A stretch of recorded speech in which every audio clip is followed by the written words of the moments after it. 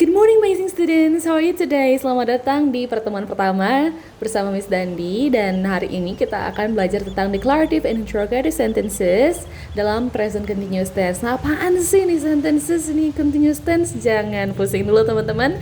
Nah, habis ini kita akan belajar mengenali ciri-ciri dari kalimat-kalimat tersebut dan juga menulis sebuah teks singkat. Nanti Miss akan jelaskan lebih lanjutnya. Nah, ini adalah 3 topik yang akan kita bahas. Kita mulai dari karakteristik dari declarative sentence dulu ya teman-teman. Oke, dari namanya, declarative sentence itu diambil dari kata to declare alias menyatakan. Sehingga teman-teman fungsi dari declarative sentence itu adalah provides a fact, memberi fakta, offers an explanation, memberi penjelasan. Gitu, itu fungsinya ya. Lalu ada 2 ciri-ciri utama dari declarative sentence teman-teman. Jika dia tertulis biasanya itu diakhiri dengan tanda titik, ends with a period. Tapi kalau misalnya lisan ya diucapkan biasanya dia diakhiri dengan intonasi turun, falling intonation. Contohnya falling intonation gimana Miss nih? Contohnya ini mbaknya ini lagi keramas ya. She is washing her hair. She is washing her hair. Hair. Turun kan intonasinya. Nah, contohnya seperti itu ya. Lalu ciri keduanya itu biasanya subjeknya itu di depan. Subjeknya duluan, baru verbnya. Contohnya mbaknya ini she is washing her hair. She-nya duluan ya. She is gitu. Jadi teman-teman, simpelnya declarative sentence itu adalah kalimat pernyataan yang memberikan fakta, yang memberikan penjelasan, lalu strukturnya subjek dulu baru verb dan diakhiri dengan tanda titik. Gitu ya teman-teman. Nah, sekarang kita coba shadowing dialognya ya. Untuk conversation pertama kita jadi B, kedua B, ketiga A, keempat A. Oke? Are you busy? Yes, I Yes, I am. am. I'm washing my hair. Oke, coba sekali lagi ya. Are you busy? Yes, I am. I'm washing my hair. Menurut teman-teman, berdasarkan 3 cirinya itu deklaratif atau bukan? 1B. Deklaratif ya, kenapa? Karena dia fungsinya untuk memberi penjelasan, juga diakhiri dengan intonasinya turun, dan subjeknya ditaruh di depan, yaitu I. I am washing my hair. Subjeknya di depan ya. Selanjutnya, nomor 2, 3, 4, teman-teman bisa coba shadowing sendiri, terus dijawab sendiri ya. Menurut teman-teman itu tuh apa sih, deklaratif atau bukan, oke? Oke, kita lanjut ya. Nah, kalau tadi kita bahas tentang declarative sentence, sekarang kita belajar ciri-ciri interrogative sentence. Interrogative sentence? Ya, interrogative sentence itu berasal dari kata interrogate, menanyakan, seperti mas-masnya ya, bertanya terus di telepon. Nah, jadi fungsi dari interrogative sentence itu adalah memberikan pertanyaan, menanyakan informasi gitu ya. There are 2 characteristics of interrogative sentences, just like declarative sentences. Tapi bedanya, kalau interrogative sentence diakhirinya dengan tanda tanya. Kalau dia diucapkan itu intonasi akhirnya naik, rising intonation. Contohnya rising intonation itu seperti apa, Miss? Contohnya, are you busy? Busy, naik kan intonasinya. Nah, seperti itu ya teman-teman. Lalu ciri-ciri yang kedua itu kalau misalnya declarative sentence diawali dengan subjek, nah interrogative sentence itu diawali dengan question word, dengan pertanyaan, kata tanya. Kata tanya itu bukan hanya 5W1H aja ya teman-teman, tapi bisa juga auxiliary verbnya yang di awal. Seperti auxiliary verb itu apa? To be ya, seperti am, is, are gitu. Jadi intinya interrogative sentence itu kalimat pertanyaan berfungsi untuk menanyakan informasi. Diawali dengan kata tanya dan diakhiri dengan tanda tanya. Gitu ya teman-teman intinya. Nah, sekarang kita coba shadowing lagi ya. Untuk dialog pertama kita jadi A, dialog kedua jadi A, dialog ketiga jadi B, dialog keempat jadi B, oke? Hi, What are you what are doing? you doing? I'm fixing my sink. Oke, sekali lagi ya. Hi, what are you doing? I'm fixing my sink. Nah, menurut teman-teman itu declarative sentence atau interrogative? Interrogative ya. Kenapa? Karena fungsinya itu untuk bertanya. Tadi teman-teman lihat sendiri dari respon si orang B itu memberikan informasi. Ketika kita bilang, "Hi, what are you doing?"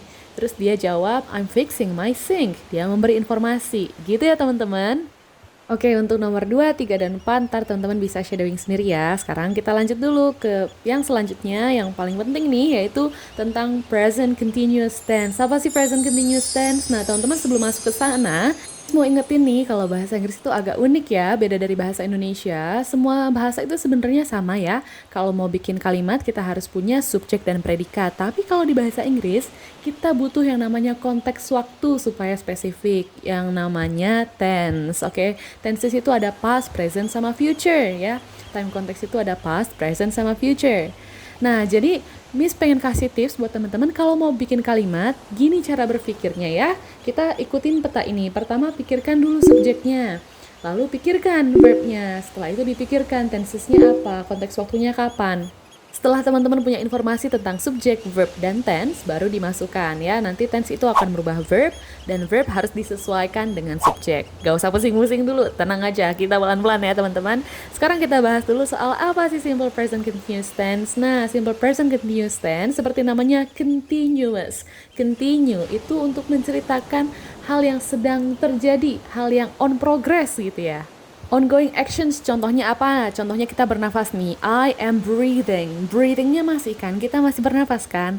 Terus kalau misalnya changes apa? Contohnya itu I am getting old day by day. I am getting old day by day. Aku semakin hari semakin tua gitu ya, nambah tua gitu. Terus kalau certain plan alias rencana yang matang ya, itu contohnya are you going to his birthday? Kamu mau datang gak ke ulang tahunnya dia? No, I'm not going to his birthday gitu ya. Sekarang itu ciri-cirinya teman-teman. Kalau teman-teman perhatiin dari tadi Miss memberi contoh, itu ada dua ciri dari simple present continuous tense, yaitu memiliki to be dan present participle alias verb ing. To be itu ada apa aja tergantung subjeknya ya. He, she, it pakai is, am, I am, you, we, they pakai are gitu.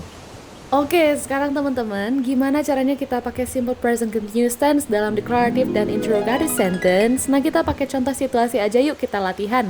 Nah, di sini ada informasi ya, ada dua informasi, dua orang sedang berbicara. Nah, sekarang kita mulai dari Chris. Chris itu ingin memberi informasi. So, we use declarative sentence, right? Apa ciri declarative sentence? Declarative sentence itu subjeknya di depan. Di sini subjeknya apa? We. Terus verbnya apa nih? Verbnya play. Lalu konteksnya adalah present continuous. Jadi dari present continuous adalah pakai to be verb ing. Oke. To be yang cocok untuk we apa? Are. Jadi we are. Lalu verbnya dikasih ing. Playing. We are playing. So the complete conversation for Chris is we are playing Uno together. Apakah itu declarative sentence? Ya, oke. Sekarang lanjut ke Momo. Momo wants to ask an information. Jadi kita pakai interrogative sentence. Nah, interrogative sentence itu awalnya pakai apa? Diawali oleh question word. Apakah sudah ada question word-nya? Sudah ada ya. Dalam bentuk apa? Dalam bentuk to be. To be yang cocok untuk you apa? Are. Jadi kita taruh are di depan. Are, baru subjeknya. You, baru verbnya. Ditambah ing. Playing. Are you playing with Felix? Nah gitu. Sudah jadi interrogative sentence belum? Sudah ya? Karena sudah memenuhi kriterianya. Ciri-cirinya apa? Interrogative sentence diawali dengan question word dan diakhiri oleh tanda tanya. Gimana teman-teman? Bisa kan? Nah kita coba lagi ya. Oke, kita mulai dari Johnny. He wants to give an information, then we use declarative sentence. What's the subject? She. What's the perfect to be for she? Is. She is. And what is the verb? Talk. Verb plus ing, talking. She is talking. Oke. Terus kita ke Mark sekarang. Apakah ada kata tanyanya? Ada ya, dalam bentuk apa? To be. To be yang cocok untuk she apa? Is. Is she? Verbnya talk tambah ing, talking to me. Is she talking to me?